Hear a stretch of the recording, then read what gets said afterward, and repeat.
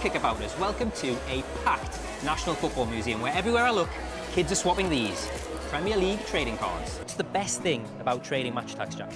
Probably when you get a good deal and it just feels that nice. Oh, Ketch, wow. This is the holy grail of Premier League trading cards. It's the whole completed binder, look. Liverpool, here we go. Newcastle, there's the club shiny. Hey, give it here a second. Paz, let me stop you there. Shrewsbury ain't going to be in this. This is Premier League trading cards. But I do know one thing, this is coming on with me.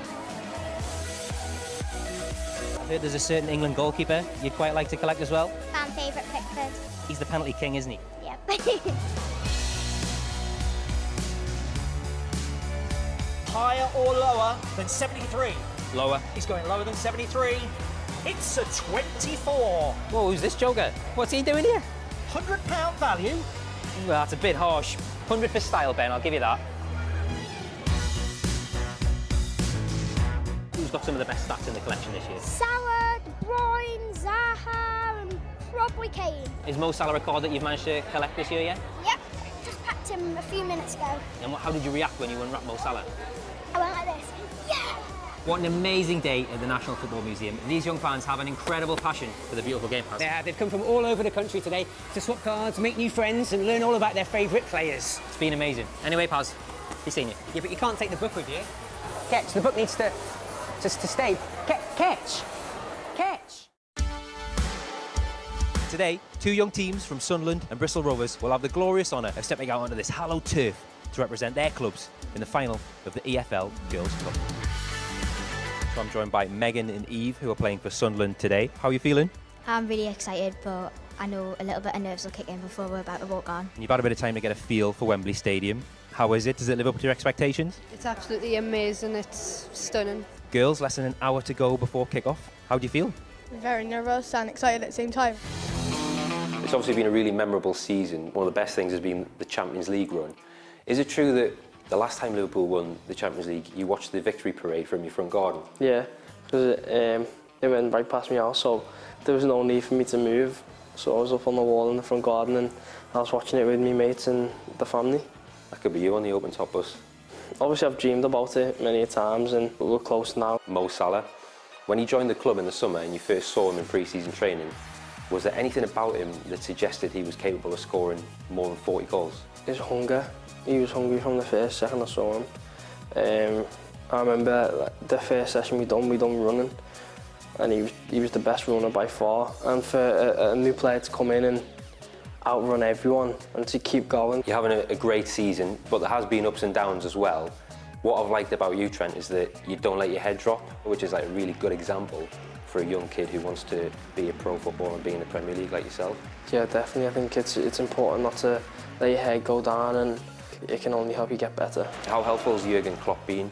He's not an angry manager who will shout at you, get you down when you've made a mistake in a game. He's one of them that will encourage you and try and help you to do better and work with you to get better and improve your game. He's always grabbing you as well. Have you ever had a manager grab you so much?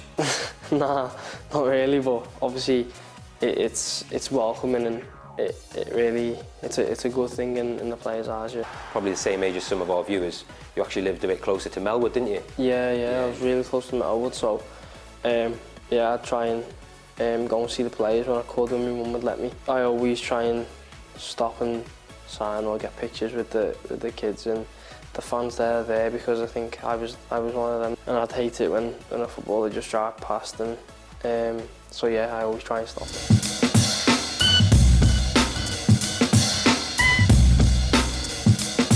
This is amazing. We all love football, we all love video games, and we're here at Arsenal's training ground where the entire first team squad is being scanned for a brand new video game. Can't believe it. There's a lot going on today. Petr Cech, Man Mountain, got a bit lost, asked me where he needed to be, pointing him in the right direction.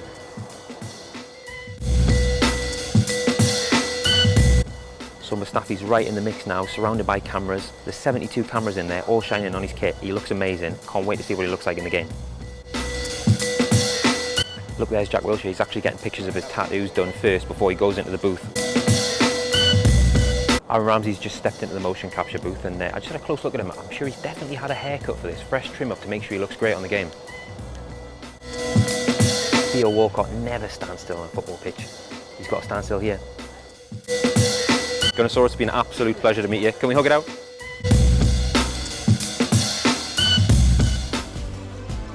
Hello, Kickabout. I'm in Manchester. I've come to check out a new craze that's entered the world of football. It's called tech ball. Let's go inside and have a closer look. Definitely a few players I recognise them, but what is tech ball and why is it becoming so popular? I've got the perfect person to tell me. I've got Ben Nuttall here. Now, Ben is a freestyler. Tech ball, to me, it looks like table tennis with a football on a bendy table. Do you want to talk me through some of the main rules? You serve with one touch, using any body part except the hands. You can't touch the floor. And then the opponent's got a maximum of 3 touches to return it, but they can't use the same body part twice in a row, so it has to be a different body part. And one last thing, no hands on any of the equipment or the table, and you can't go on the opponent's side either. So Ben, we've seen a lot of Premier League clubs installing tech ball tables into their training grounds. How is playing this sport going to help your performance on the pitch? Yeah, it definitely helps with the first touch, so control, and also balance, agility, coordination, and juggling ability. Fancy a game? Absolutely. Here we go. Let's try tech ball. Sorry, mate. This is harder than it looks. Oh, hey. That's a point. We actually won a point. Great. Give us a little shearer. We've got the setup now. You do all the hard work and I just nod it in. I'm officially sweating now. Ketchell, the Nuttall. Right. Oh, hey. Nuttall. My best shot of the day. Great game. Well, Ben, thanks for that. You got me sweating much harder than it looks.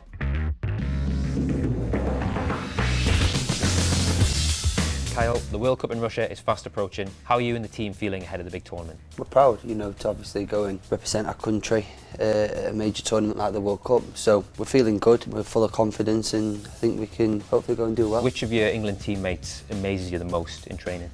I think Adam Lallana, on the ball, is very, very talented, and he just makes some people look silly in training. So I'd probably say Adam Lallana. Who's the nutmeg artist? Dele Alli. Yeah, it's common sense. He's just going to look for the nutmegs, and when he nutmegs you, he makes sure you know as well. Hi, I'm Ginny Wijnaldum, and you're... Hey, I'm terrible with this. No, that's fine. No, you're so close. You're so close. Hi, I'm Ginny Wijnaldum, and you're watching Match of the Day. Kickabout. Kickabout. Yeah. Kickabout? Kickabout, yeah. Hi, I'm Ginny Wijnaldum, and you're watching Match of the Day. Kickabout. Oh, I thought. Hey, look, normally it takes a long time. What sort of things do the fans say to you when you bump into them on the street? They are happy that I signed for Newcastle, and what I said, that they appreciate what I do on the field, and they say they like to watch me playing for this club, and yeah, that gives me a good feeling because it's not easy to settle in if you come to a new club, especially in your first year. But yeah, it went well so far, so. I'm glad that they are happy with me, and that makes me happy also. And what I say give me, I want to do better my best on the field because they like me. Are you managing with the accent okay?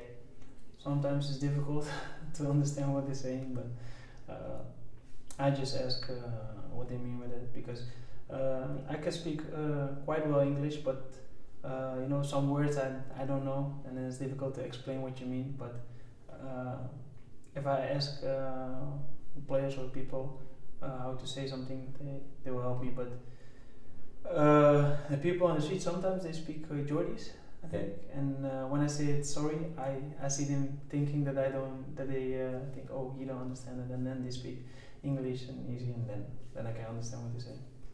Well, I'm from Newcastle myself, and I was wondering if I could give you some recommendations for a couple of places you could maybe check out. Yeah. So one place we've got is the Baltic, which is a contemporary art gallery.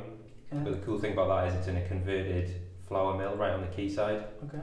You get beautiful views down. Is that where the bridge is? Yeah, beautiful views. Yeah, they told me that already when I signed it. It was beautiful there, but I never went.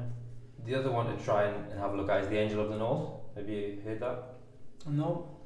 So it's a 20-foot metal angel built on an old coal mine in Gateshead. Pretty cool. Okay. And two more kind of historical ones, which is one is the Castle Keep, which is where Newcastle gets its name.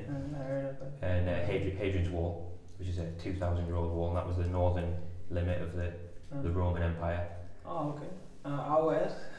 Someone can take me there. Well, it's a few historical things that will give you more of a historical appreciation of the region. How important is it for new players, particularly players who aren't from the area, to understand a club's history? I think it's really important, and it's impossible to know everything, but a few things you can know. A few big players, trainers you can know, but in the field it doesn't matter anymore. You have to play football and you have to perform good, but it's always good if you know a little bit, and I think it can help you. You're Newcastle's top scorer so far this season. All of your goals have come at home. You must love playing at St James's Park. Yeah, I like it. I like to play for our own fans, but I look forward to score a away goal now, because I think I need it also, and the team need it, and it's gonna be better for my confidence that I can score a away goal. Celebrate in another stadium will be okay also, but 9 goals so far, all I don't. So I think it doesn't matter where you score if you score goals, but if it helped the team to win games, away goals, then I'm not sure I must make them away. What are you most looking forward to about FIFA 20? Volta. It's a new feature. There's It's a massive FIFA Street in game, isn't it? Oh yeah, it's a massive crossover with what we do, because we do football freestyle, pure football, and also we cross over with street football a little bit. So I think it's an amazing introduction, and already at this event, so many people are excited about it. It's going to be so popular. I mean, everyone loves doing skills, right? It's in the game now. I'm ready to go. Who do you think the best street footballer is of all time? Oh, that's a tough one. There's some good ones. I think the new guys coming through are better than the old generation, but that's how things go with a lot of things, where it just evolves. And the kids now, they can watch YouTube videos of the best skills of the legends of the past, and they learn them so much quicker, right? Yeah.